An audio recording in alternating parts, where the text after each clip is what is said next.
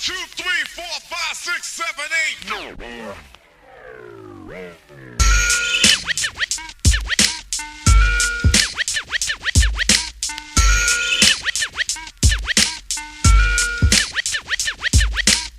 Welcome to G5 Jeff TV. Hit the subscribe button, hit the like button, hit the share button as you come on in.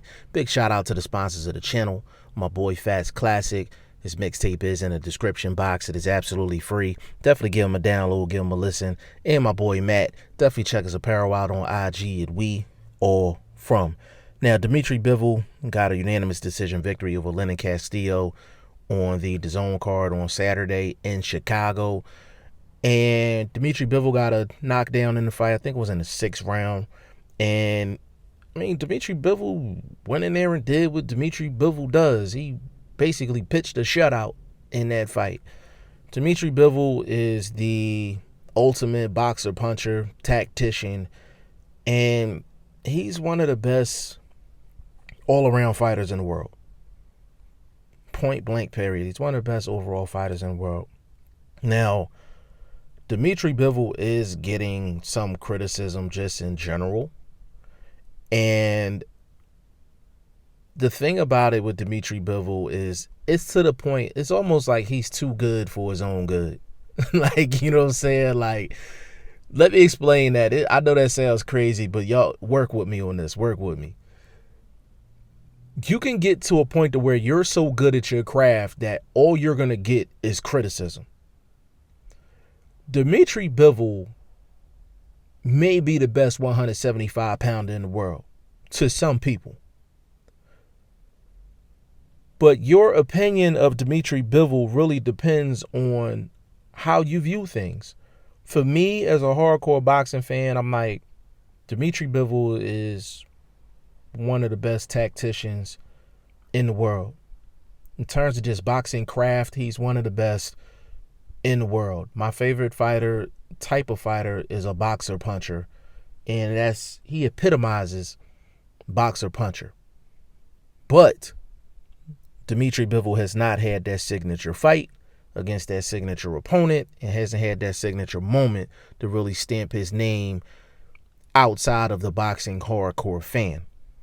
Now, you have some people that look at Dimitri Bivol and be like, okay, he's a champion at 175, but who is he fought? He hasn't fought nobody. Like, I'm not paying Dimitri Bivol no mind because he hasn't fought nobody. And he not knocking everybody out. So I got a problem with that.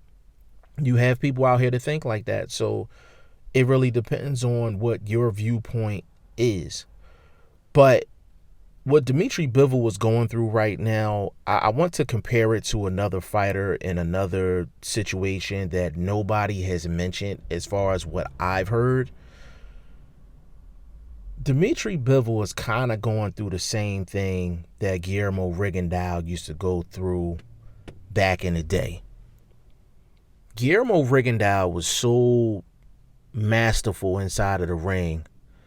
He didn't care about how he looked to the fans. He didn't care about the entertainment value. He didn't care about if he looked, disinterested and not entertaining in a fight that a network may not want to pick him up for his next fight, even though he blew the guy out 10 rounds of nothing or 12 rounds of nothing. Guillermo Rigondeaux didn't care about none of that. He just wanted to go into the ring, win every round, and look masterful doing it, technically. And we went a long time with Guillermo Rigondeaux being quoted as a boring fighter. When your promoter, Bob Arum, when your promoter comes out and says, when I mention his name to the networks, they want to throw up. They want to throw up.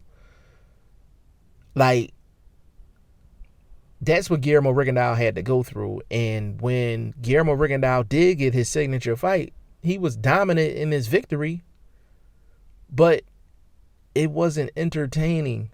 So his name got stamped with beyond the boxing hardcore fan, but it was for all the wrong reasons, even though he was dominant. Dimitri Bivol was kind of going through the same thing. Like, he's having a hard time getting opponents. He's getting criticized for not knocking guys out. And can he get that signature name at 175 pounds to really stamp his name? Can he get a Canelo Alvarez at 175? Probably not. Can he get a Sergey Kovalev at 175? Probably not. Adonis Stevenson is not fighting right now. You know what I'm saying? Like, could he get a Artur Beterbiev? Maybe. Could he get a Alexander Vucinic? Maybe. But are those two fighters going to really stamp his name in the boxing public?